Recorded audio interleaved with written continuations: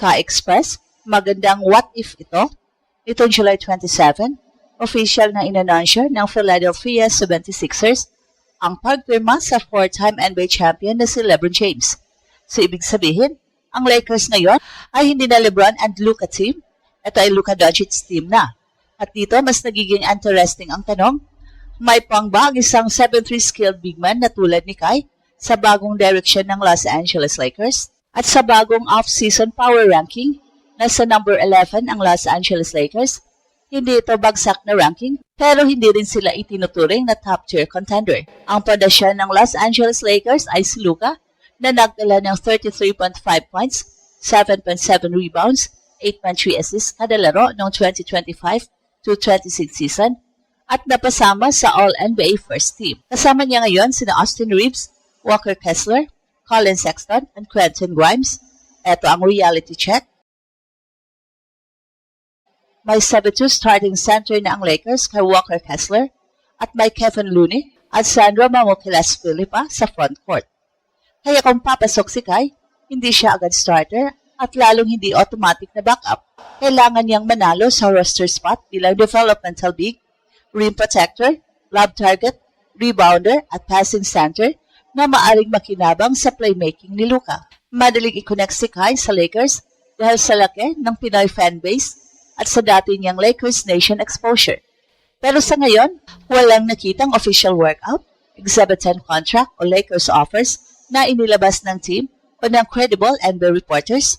Kaya ang tamang tanong ay hindi Lakers na ba si Kai, kundi anong eksaktong skill ang kailangan niyang ipakita para mapansin ng isang Luka-led contender. Unahin natin ang bagong mukha ng Los Angeles Lakers. Sa loob ng 8 season, umikot ang franchise kay LeBron James, may championship noong 2020, maraming playoff battles, at isang era na nagbalik sa Lakers sa sentro ng NBA conversation. Pero tapos na ang chapter na yon, ang official na Lakers roster ngayon ay pinangungunahan ni Luka Doncic kasama sina Austin Reeves, Walker Kessler, Quentin Grimes, Colin Sexton, Matisse Thybulle, Jared Vanderbilt, Jerry Williams, Kevin Looney, at Sandro Mamukelashvili. Si J.J. Redick pa rin ang head coach at ito ang mahalagang context dahil ang team building philosophy ng Lakers ay dapat na itong nakasentro sa pagpapalakas sa prime years ni Luka. Malaki ang responsibility ni Luka noong 2025-26, nag-average siya ng 33.5 points, 7.7 rebounds, at 8.3 assists sa 64 games. Gumawa rin siya ng Lakers franchise record sa 3-pointers made sa isang season at nagtapos sa All-NBA First Team. Well, sa madaling salita, meron ng offensive engine ang Lakers. Hindi nila kailangan ng isa pang player na laging may bola. Ang kailangan nila sa paligid ni Luka ay defenders, shooters, screeners, rim runners at big men na kayang magbasa ng depensa pagkatapos ng pick and roll. At dito papasok ang theoretical fit ni Kai. Sa height ng 7'3", natural siyang target para sa high passes, pocket passes at lobs.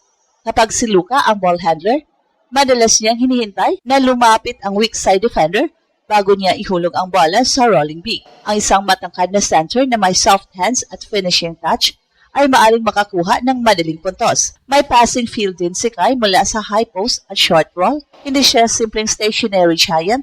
Nakikita niya ang cutter, kaya niyang magbigay ng handoff at kaya niyang gumawa ng extra pass kapag nag-collapse ang depensa. Pero hindi sapat ang skill for his size. Sa NBA, lahat ng kalaban ay mabilis at malakas. Ang unang malaking test para kay Kai ay screen quality at hindi lang basta tatayo at haharang. Kailangan niyang tamaan ang defender sa legal screen, mabilis na bumukas sa rim at gumawa ng tamang angle para bigyan si Luka ng separation. At ang ikalawang test ay defensive mobility. Sa regular season, pwedeng itago ang isang mabagal na center sa drop coverage.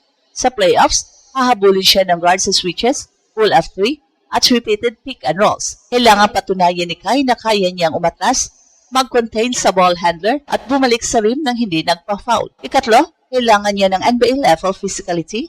Ang height ay advantage, pero kung natutulak siya palabas ng rebounding position, nawawala ang value ng tangkad. Kailangan maging consistent ang box out, second jump, at pursuit sa offensive glass. Ikaapat, kailangan niyang manatiling healthy at available dahil galing siya sa major knee recovery at hindi siya sumali sa 2026 NBA Summer League mas konti ang recent NBA evaluation at opportunities niya. May mga ulat tungkol sa posibleng NCAA route, pero may magkasalungat ding reports at wala pang final public commitment. Ang malinaw lamang, buhay pa ang NBA ambition, pero wala pang direktang linya papunta sa Lakers. Nakuha ng Lakers si Walker Kessler, isang 7'2" rim protector na inaasahang pangunahing center ni Luka. May championship experience si Kevin Looney, habang nagbibigay naman si Mamu Kelashvili ng spacing at playmaking sa backup lineups. Kung susubukan ng Lakers si Kai, kailangan niyang magdala ng skill na hindi duplicate lamang sa mga nasa roster. Ang possibling niche niya ay combination ng elite size, interior touch, weak side shot blocking at connective passing. Hindi niya kailangang iangat ang Lakers mula number 11 sa power ranking. Hindi agad. Ang isang developmental center ay hindi biglang magtutulak sa team sa top 5, pero maaaring maging valuable si Kai bilang low-cost project kung mapapatunayan niyang NBA ready na ang kanyang katawan, depensa at decision-making. At sa tamang setting, hindi niya kailangang maging star. Kailangan lamang niya maging reliable sa 8 hanggang 12 minutes, set hard screens, protect the rim, rebound, finish Lucas passes, at huwag maging target sa depensa. So ngayon, gumawa tayo ng realistic pathway. Unang hakbang, private workout o training camp invitation. Ito ang mas makatotohanan kaysa sabihin agad siyang peppermahan bilang regular rotation player. Sa workout, susukatin ang conditioning, lateral movement, sprint speed, vertical pop pagkatapos ng knee injury, shooting range, screen contact at defensive communication.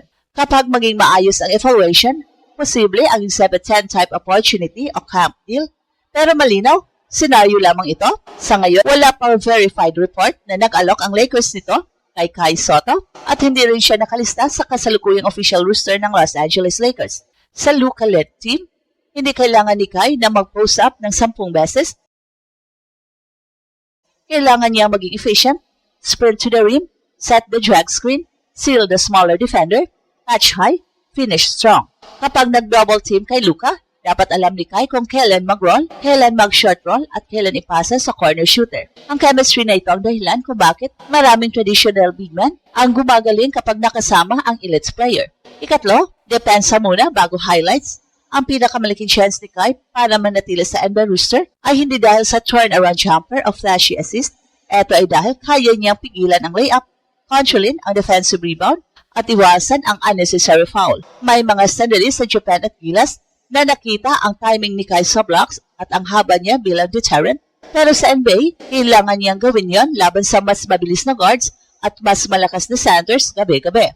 Ang professional experience niya sa Australia, Japan at Gilas ay mahalaga, pero kailangan pa rin niyang patunayang transferable ang kanyang defensive skills sa NBA speed.